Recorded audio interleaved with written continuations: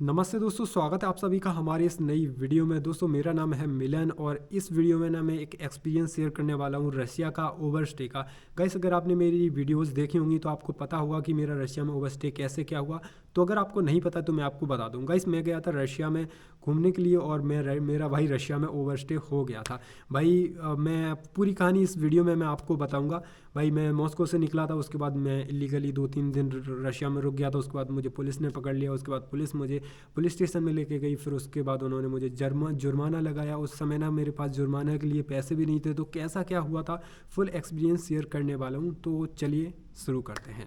तो गाइस, सबसे पहले मैं आपको बता दूं कि मैंने अपना रशिया वीज़ा कहाँ लिया था। मैंने अपना रशिया वीज़ा मंगोलिया उलन बतार में लिया था, जो कि मुझे 1 महीने का वीज़ा मिला था। तो मैं मंगोलिया से रशिया में एंटर किया था। उसके बाद मैं उलान उदय गया था। उसके बाद मैं गया था इरकूत्स्क के बाद कृष्णयास्क के बाद मैं डायरेक्टली गया था यकीत्रिनबक्स, उसके बाद कज़ान, उसके बाद मॉस्को। जब मैं मॉस्को पहुंचा था तब मेरे वीज़ा को एक्सपायर होने में लगभग 7 दिन थे। 7 दिन, सॉरी 7 दिन थे।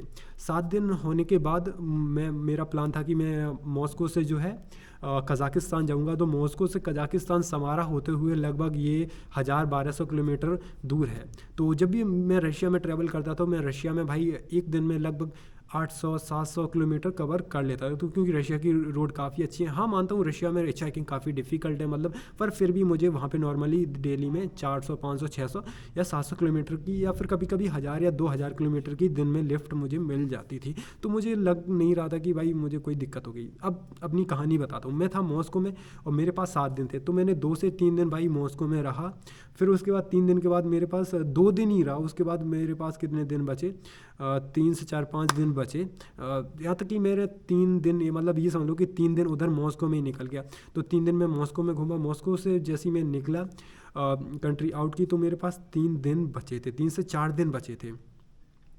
4 दिन बचे थे। 4 दिन में मैंने क्या किया भाई, मैं जैसी कंट्री से मतलब मॉस्को से बाहर निकला, उसके बाद मैंने लगभग 3 दिन जो है लिफ्ट ली। पर मुझे 3 दिन तक भाई कोई भी लिफ्ट नहीं मिली। मेरे इतने ख़राब दिन थे, मतलब नॉर्मली ऐसा कभी भी दिन नहीं हुआ रशिया में। मैं 1 महीने घूमा, डेली मुझे 400 या 500, 600 किलोमीटर या कभी 1000 या 1500 किलोमीटर की लिफ्ट मिल जाती थी। पर वो पता नहीं क्या दिन थे, मतलब मुझे लिफ्ट ही नहीं मिली। मैं मॉस्को से जैसे ही निकला 3 दिन तक मुझे लिफ्ट ही नहीं मिली। अब 3 दिन में मैंने क्या क्या पैतरे आजमाए भाई। 3 दिन तक मैं और मेरे एक दोस्त था, तो भाई 3 दिन तक मैंने सुबह 6 बजे से लेके रात 8 बजे तक रोड पे लिफ्ट मांगी।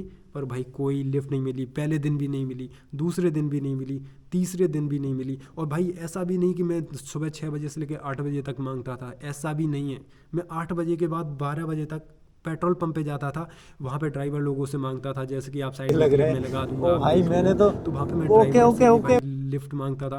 पर किसी ने नहीं दी भाई, किसी दिन तक। मतलब ऐसा, मतलब कभी हो जाता है भाई, कभी आपको लिफ्ट जल्दी मिल जाती है, कभी देरी से मिलती है। और कभी कभी ऐसा भी हो जाता है कि भाई 3-3 दिन तक भाई कोई लिफ्ट नहीं मिलती भाई, दिन रात ट्राई करने के बाद। तो मैंने कभी ऐसा एक्सपेक्ट नहीं किया था कि भाई 3 दिन तक मुझे लिफ्ट नहीं मिलेगी। मैंने सोचा था कि भाई मॉस्को से कजाकिस्तान बॉर्डर जो है लगभग 1000 किलोमीटर, 3 से 4 दिन भाई काफ़ी ज़्यादा है, आराम से मैं कवर कर लूँगा आराम से। पर 3 दिन तक मुझे लिफ्ट नहीं मिली। मुझे नहीं पता कि भाई ऐसा क्यों हुआ, क्या मुझे खुद समझ नहीं है भाई, इतना बुरा एक्सपीरियंस मेरे साथ क्यों हुआ। और उसके बाद फिर मुझे 3 दिन में लगभग मैंने 10 किलोमीटर का सफ़र कवर किया, जो कि पैदल पैदल। तो वहाँ पे कई सारे 1-2 लोग थे जो ट्रेन ड्राइवर थे, वो आए थे मेरे पास, बोले कि आप वहाँ, मैंने देखा 3 दिन से आप यहाँ तक आप आए हो। फिर उन्होंने मुझे खाना आना दिया, मतलब पूछ रहे थे अपनी रशियन भाषा में। फिर वो चले गए।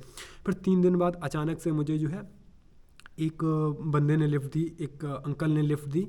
तो उन्होंने मुझे लगभग 70 से 80 किलोमीटर छोड़ दिया। उसके बाद फिर मैं, तो 4 दिन मेरे पास बचे थे। 3 दिन तो मेरे बेस्ट हो गए थे। और एक दिन में भाई 1000 किलोमीटर कवर करना काफ़ी ज़्यादा मुश्किल था। तो शाम को उन अंकल ने मुझे लिफ्ट दी। फिर भी मैंने ट्राई किया। फिर भी मतलब 700-800 किलोमीटर मैंने कवर कर लिया। अब मैं बचा मेरे पास एक दिन।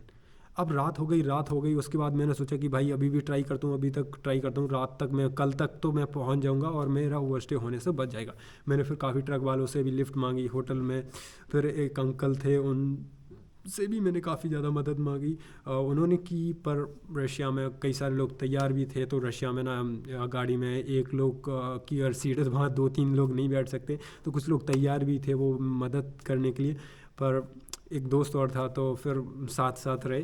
तो कई सारे लोग तो मना कर देते हैं, कई सारे ऐसा हो जाता है। तो फिर मैं कर कर करके मतलब धीरे धीरे आया। जब तक मैं आया तब तक भाई ओवर स्टे 1 दिन का हो चुका था।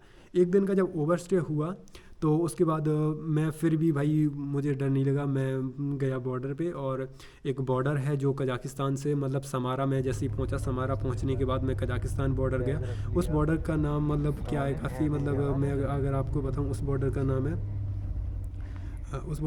है मस्तुकवा बॉर्डर, कुछ इस टाइप का बॉर्डर है। मैं जब वहाँ पे गया तो मेरा ओवरस्टे हो चुका था और मैंने उनको पासपोर्ट दिया। उन्होंने मेरा पासपोर्ट देखा ऑफिसर ने, पर उनको पता ही नहीं चला कि मेरा ओवरस्टे हुआ। काफ़ी हंस हंस के बात कर रहे थे, पर मेरे अंदर डर था क्योंकि मेरा ओवरस्टे हो गया था।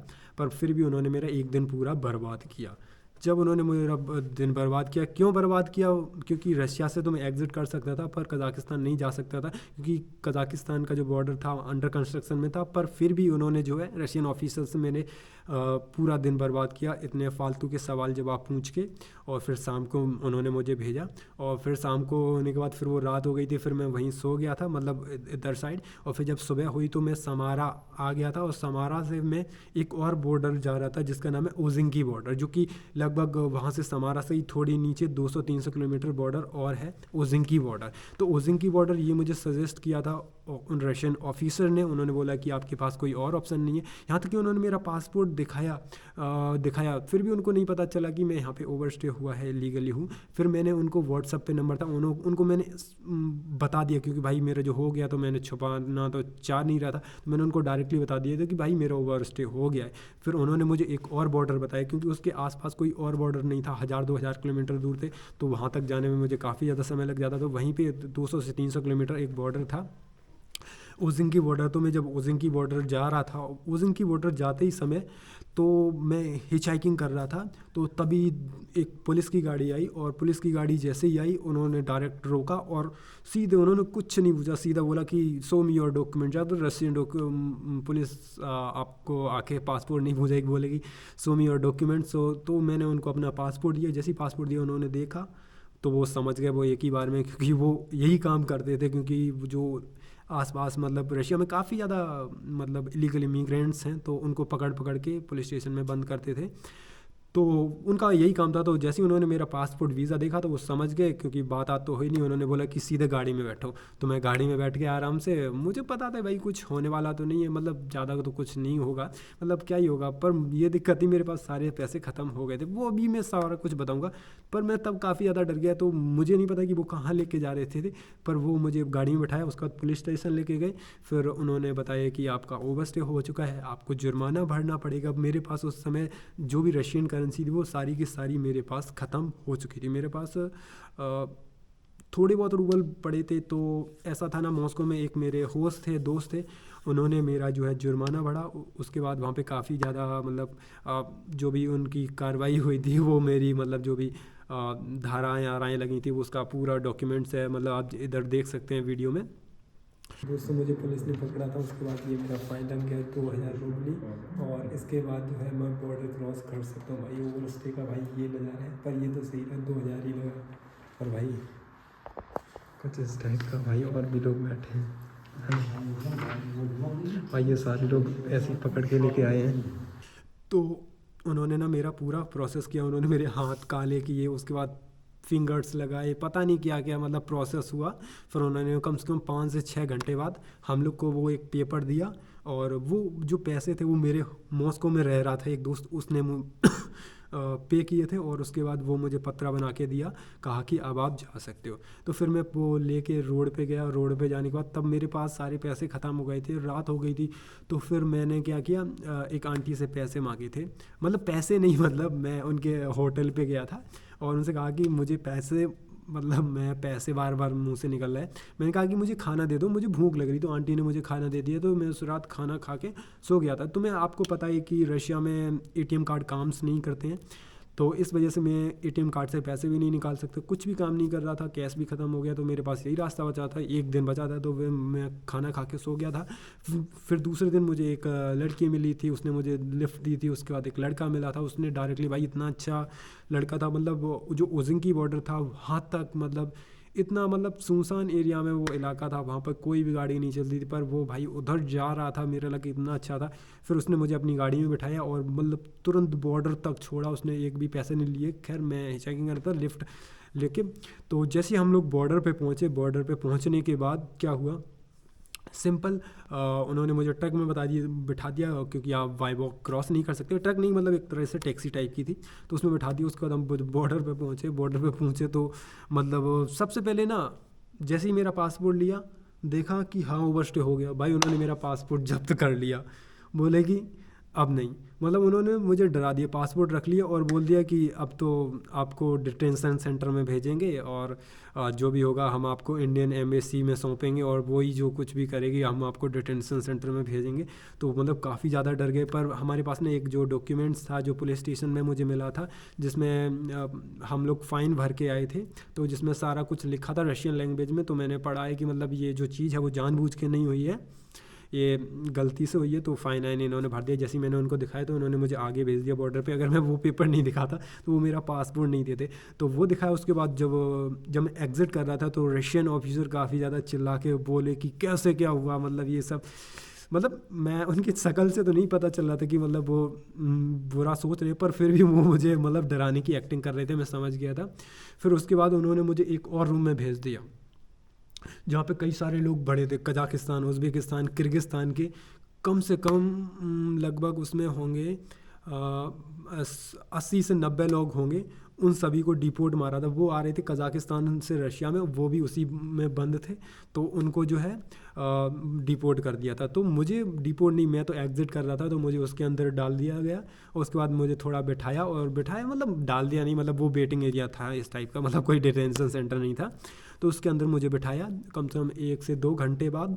और जो जिस टैक्सी में बैठा था वो भी काफ़ी ज़्यादा परेशान हो रहे थे, वो बार बार आ रहे थे। और क्योंकि उसमें और जो लोग थे, क्योंकि मेरा ओवरस्टे हो गया था, तो इस वजह से मुझे अलग कर दिया। फिर उन्होंने जो भी जांच पड़ताल की पता नहीं क्या, फिर उन्होंने कम से कम बॉर्डर एग्ज़िट करने में मुझे 7 से 8 घंटे लगे। 8 घंटे बाद फिर उन्होंने कहा कि थैंक यू, हैप्पी जर्नी, अब आप जा सकते हो। तो उस कार में मैं बैठा, जो टैक्सी ड्राइवर थे। तो इस तरह से ना मैंने बॉर्डर क्रॉस किया था, मतलब कंट्री को एग्ज़िट किया। और भाई यार काफ़ी ज़्यादा फ़नी चीज़ हुई थी। तो जब मैं रशिया से कज़ाकिस्तान जा रहा था, रात के लगभग 11 से 12 बज रहे थे। और 12 बजे मतलब मुझे जो टैक्सी ड्राइवर था वो काफ़ी ज़्यादा परेशान हो गया था। वो सोच रहा था कि भाई इनके साथ क्या क्या एक्सपीरियंस हुआ है, इनके मतलब इमिग्रेशन एग्ज़िट में इतना ज़्यादा टाइम क्यों लग रहा है, इतना ज़्यादा, क्योंकि मेरा ओवरस्टे हो गया था इस वजह से। तो वो काफ़ी ज़्यादा मतलब उसके चेहरे पे तो मतलब खुशी दिख रही थी, पर वो अंदर से काफ़ी ज़्यादा परेशान था। तो उसने क्या किया भाई, रशिया और कज़ाकिस्तान का जो नो मैंस लैंड होता है वहाँ पे भाई छोड़ दिया उसने। मतलब अंधेरे में गाड़ी रुकाई अपनी और बोला कि मतलब अपने उज़्बेक का था वो, उज़्बेक। तो उसने ना मुझे गाड़ी से उतार दिया, मेरा बैग नीचे डाल दिया और बोल दिया मेरे दोस्त को भी, और बैग फेंक दिया और मतलब मुझे भी उतार दिया। बोलो कि नो नो, पिचकूँ पिचकूँ पिचकूँ, मतलब पिचकूँ पिचकूँ का मतलब होता है पैदल पैदल जाओ। भाई उसने मुझे नो मैंस लैंड के अंदर छोड़ दिया अंधेरे में। फिर मैंने फ़ोन की लाइट जलाई और गाड़ी लेके भाग गया। फिर मैंने अपनी फ़ोन की लाइट जलाई, चलते चलते चलते चलते मैं कज़ाकिस्तान बॉर्डर पहुंचा। और कज़ाकिस्तान बॉर्डर के तो ऑफिसर इतने अच्छे थे भाई, वो मुझे कहीं चाय दे रहे थे, कहीं ये दे रहे थे, वो दे रहे थे। मतलब उस बॉर्डर से नॉर्मली कज़ाक, उज़्बेक, तजिक पीपल जो है एग्ज़िट करते थे। मैं अचानक से वहाँ पे इंडियन पहुँच गया, तो भाई काफ़ी ज़्यादा मेरा वेलकम हुआ था। तो वो सबसे पहले मेरा पासपोर्ट लिया, उसके बाद हंसते खेलते उन्होंने मेरा जो है एंट्री करा दी कज़ाकिस्तान में। भाई काफ़ी ज़्यादा फ़ोटो वोटो ली, तो कुछ इस टाइप का भाई। फिर उसके बाद में कज़ाकिस्तान इंटर हो गया। तो दोस्तों आई होप गाइस आपको पसंद आया होगा ये वीडियो, भाई किस टाइप से मेरा ओवरस्टे हुआ था। मैं रशिया में से कज़ाकिस्तान जा रहा था वाया समारा। तो इस तरह से मुझे लिफ्ट नहीं मिली थी, जिस वजह से मैं लेट हो गया था। उस वजह से फिर मैं बॉर्डर पे गया। बॉर्डर पे जाने के बाद वो बॉर्डर बंद था, तब तक ओवरस्टे हो चुका था जब मैं बॉर्डर पे गया था। एक दिन उसके बाद पुलिस ने पकड़ा, फ़ाइन लगाया। उसके बाद मैं वहाँ से होते हुए मैंने बॉर्डर एग्ज़िट किया। तो भाई कुछ इस टाइप का भाई एक्सपीरियंस हुआ था। और दोस्तों पैसे, अगर पैसे नहीं है तो कोई बात नहीं भाई, आपको पैसे देने ही पड़ेंगे, चाहे आपका कार्ड काम करे या ना करे, कोई भी बहाना ही नहीं चलेगा। पर मैं उस भाई को काफ़ी ज़्यादा, उस भाई का नाम है विक्टर, जो कि मॉस्को में रहता था। उसके घर पे मैं मॉस्को में रुका था। तो मेरे पास तो पैसे नहीं थे, तो उसको कॉल लगाया, उसने फिर बोल दिया कि मैं पे कर दूंगा। तो उसने हम लोग का फ़ाइन पे किया और मैं उसे रिटर्न भी आज तक नहीं कर पाया, क्योंकि मैं वहाँ पे रशिया में मतलब वीज़ा मास्टर कार्ड बंद है, तो ट्रांजैक्शन बिल्कुल बंद है, मैं पे नहीं कर पाया।